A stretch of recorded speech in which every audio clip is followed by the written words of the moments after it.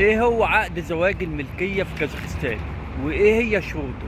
هل لازم عقد زواج الملكية ده يتعمل قبل الجواز ولا ممكن يتعمل بعد الجواز؟ وايه هي مميزات عقد زواج الملكية في كازاخستان؟ وايه هو الغرض من عقد زواج الملكية؟ وايه هي تكلفة العقد دوت؟ لو ما تعرفوش ايه هو عقد ملكية الزواج في كازاخستان وايه هي شروطه ومميزاته وكل حاجة عنه، فاتفرجوا على الفيديو لنهايته عشان تعرفوا ايه هي اهمية عقد زواج الملكية في كازاخستان. بس يا ريت في الاول تدعموني باللايك وتشتركوا عندي في القناة، وخلينا نبدأ الفيديو على بركة الله. السلام عليكم ورحمة الله وبركاته. خلينا بقى في البداية يا جماعة نعرف ايه هو عقد الملكية في كازاخستان. باختصار بسيط، عقد الملكية في كازاخستان بيبقى عقد بيتعمل بين الزوج والزوجة سواء قبل الجواز او سواء بعد الجواز. باختصار بسيط، العقد دوت بيبقى عقد قانوني متوثق في مكتب العدل او الشهر العقاري في كازاخستان، وده طبعا بيبقى باتفاق الزوج والزوجة. والعقد دوت يا جماعه بيبقى عقد معترف بيه قانونيا في كازاخستان، يعني عقد مهم جدا ان انتوا تعملوه في كازاخستان، سواء الزوجين اللي هيخشوا على زواج جديد او اللي هم متجوزين بالفعل. فالعقد دوت يا جماعه عقد مهم. العقد ده يا جماعه بيحدد الحقوق القانونيه بين الزوجين، وبيحدد التزاماتهم الملكيه اثناء الزواج او حتى بعد الطلاق. فالعقد دوت يا جماعه مهم جدا. خليني بقى اقول لكم باختصار بسيط عشان تقدروا تفهموا اهميه العقد دوت، ليه بيعملوه في كازاخستان وليه العقد ده مهم جدا للزوج والزوجه. يعني باختصار بسيط، لو الزوج او الزوجه عندهم املاك خاصه قبل الجواز، يعني كل واحد ليه ملك معين سواء شقه سواء بيت سواء سياره، وديت عندهم املاكهم هم الخاصه قبل الجواز، فمن الافضل لكل واحد سواء الزوج او الزوجه ان هم يبتدوا يعملوا عقد الملكيه الزواج في كازاخستان. ليه العقد دوت مهم؟ لان بيحدد الحاجات الملكيه لكل الزوج والزوجه سواء قبل الزواج او حتى اثناء الزواج. يعني بيعمل عمليه حصر للاملاك سواء للزوج او للزوجه. يعني لا قدر الله عشان لو حصل فيما بعد اي مشكله او مشاكل وادت للطلاق، في الوقت دوت ما يجيش بعد الطلاق يقولوا لا اصل ديت احنا اشتريناها سوا، او الاملاك ديت انا دفعت معاه او هي دفعت معايا. ففي الحاله ديت بيحمي حقوق الزوجين الملكيه. ففي الحاله ديت العقد دوت بيحمي الطرفين. فالعقد دوت قانوني في كازاخستان بيحمي الحقوق القانونيه الملكيه للطرفين سواء الزوج او سواء الزوجه. طب يجي واحد يقول لي ايه هي شروط العقد دوت لو انا جاي ان انا عاوز اتجوز في كازاخستان، او لو انا فعلا متجوز في كازاخستان، ايه هي شروط العقد دوت عشان ان انا اعمل عقد زواج الملكية في كازاخستان؟ اول حاجة واهم حاجة ان لازم يكون العقد ده مكتوب ومتصدق في مكتب العدل او زي ما احنا بنقول في الشهر العقاري. يعني الزوج والزوجة بيروحوا لحاجة اسمها نوتاريوس هنا مشهورة في كازاخستان، بيسجلوا العقد دوت وبيعملوه تسجيل قانوني. طبعا العقد ده لازم بيكون مكتوب بصيغة قانونية بيحمي حقوق الزوج والزوجة.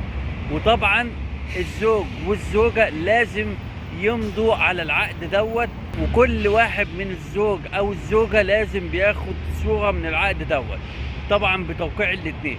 والصورة الثالثة بتبقى في مكتب نوتاريوس للحكومة الكازاخستانية.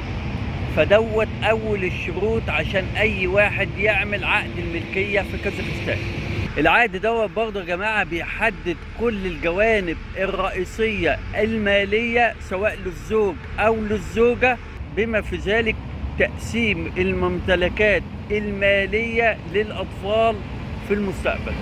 فالعقد دوت يا جماعة عقد مهم جدا في كازاخستان. والغرض من العقد دوت باختصار شديد هو تنظيم العلاقات الملكية بين الزوج والزوجة والأطفال، بما في ذلك الأصول الملكية الحالية للزوج والزوجة أو حتى المستقبلية. واحد تاني يجي يقول لي يعني ايه بالظبط الكلام ده كله؟ يعني باختصار بسيط، العقد دوت بيحصر الممتلكات الخاصة للزوج والزوجة سواء الممتلكات اللي هو كل واحد خاصة بيه قبل الزواج، او حتى بيحصر الممتلكات الخاصة اللي هتبقى بعد الزواج. يعني لو واحد جه مثلا اشترى بيت، اشترى سيارة بعد الزواج وهو كان عامل العقد دوت، بيبقى عنده حصر ان الممتلكات ديت اثناء الزواج. اما الممتلكات الخاصة اللي هي قبل الزواج، فدي كل واحد سواء الزوج او الزوجة بتبقى واضحة ان ديت كانت قبل الجواز لكل واحد فيهم. باختصار بسيط يا جماعة، العقد دوت بيحدد تقسيم الممتلكات بين الزوج والزوجة حتى لو لا قدر الله حصل طلاق. مش بس كده، كمان ده بيحدد المسؤوليات من الزوج والزوجة تجاه الأطفال. طيب واحد يجي يقول يا جماعة ايه هو شروط عقد الزواج دوت؟ أول حاجة بيمكن إبرام العقد دوت، عقد الزواج دوت ما بين الزوج والزوجة سواء قبل الزواج أو حتى أثناء الزواج. يعني لو واحد مثلا اتجوز وما عملش العقد دوت قبل الزواج، ممكن يروح هو والزوجة ويعملوا العقد دوت في مكتب نوتاريوس حتى بعد الزواج. يعني انتوا عندكم اختيارين، ممكن تعملوا العقد دوت قبل الجواز او ممكن تعملوا العقد دوت اثناء الزواج. طب واحد يسألني هل ينفع ان انا مثلا اعدل حاجة في العقد دوت؟ يعني مثلا الزوج والزوجة عملوا عقد زواج الملكية في كازاخستان وفي حاجة عاوزين يعدلوها، هل ينفع يتعدل العقد دوت؟ الإجابة ببساطة يا جماعة، ينفع تعدلوا أي حاجة في العقد دوت، بس لازم يكون باتفاق الزوج والزوجة. يعني في الحالة ديت لازم الزوج والزوجة يروحوا تاني يعدلوا العقد دوت في مكتب نوتاريوس، وده سهل جدا إن يتعدل. طب واحد يسألني إيه هو الإطار القانوني للعقد ده؟ يعني إيه هي صحته قانونيا في كازاخستان؟ العقد دوت يا جماعة بيخضع لقانون الأسرة في كازاخستان. يعني العقد دوت واحد من الحاجات الأساسية في قانون الأسرة في كازاخستان. مش بس كده، ده كمان القانون المدني في كازاخستان بيعترف بالعقد دوت عقد زواج الملكية أثناء أو حتى قبل الجواز في كازاخستان. كمان العقد دوت يا جماعة بيوفر في كازاخستان للزوجين إدارة شؤونهم المالية كل واحد على حدة، ودي حاجة ممتازة جدا، إن كل واحد أملاكه بتبقى الخاصة بتبقى باسمه. ما ينفعش يقول لا ده احنا مثلا عملنا الفلوس دي سوا، لا ده ديت كانت فلوس وانا اديتها له أو العكس. فالعقد دوت واحد من العقود الممتازة اللي بيحدد الإدارة الملكية بين الزوجين. كمان العقد دوت بيوفر الوضوح وبيساهم في تجنب النزاعات المستقبلية. فالعقد دوت يا جماعة مهم جدا. طيب ايه هي بقى تكلفة العقد دوت؟ تكلفة العقد دوت بتدفعوا له 50,000 تنجيه في مكتب نوتاريوس. ده تكلفة العقد في كازاخستان. في نهاية الفيديو يا ريت لو الفيديو عجبكم يا ريت تدعموني باللايك وتشتركوا عندي في القناة، ولو عندكم اي سؤال او اي استفسار يا ريت تسيبوا لي في تعليق. شكرا ليكم واشوفكم في فيديوهات جديدة ان شاء الله، والسلام عليكم ورحمة الله وبركاته.